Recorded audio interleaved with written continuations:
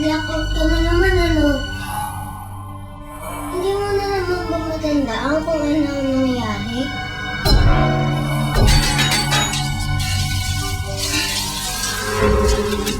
Pasensya na sa story mo.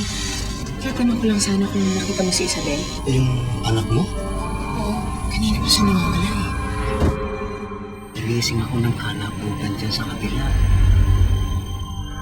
Narinig ko yung bata, umiiyak.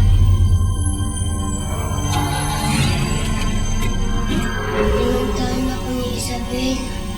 Sabi niya, tulungan ko raw siya. Hindi totoo yung sinasabi mo! Hindi mo nakakausap si Isabel! Anong ginagawa mo dyan? Sabi ni Isabel, pare-pareho daw kayong mga magulang. Hindi niyo raw kami pinapakinggang mga anak niyo.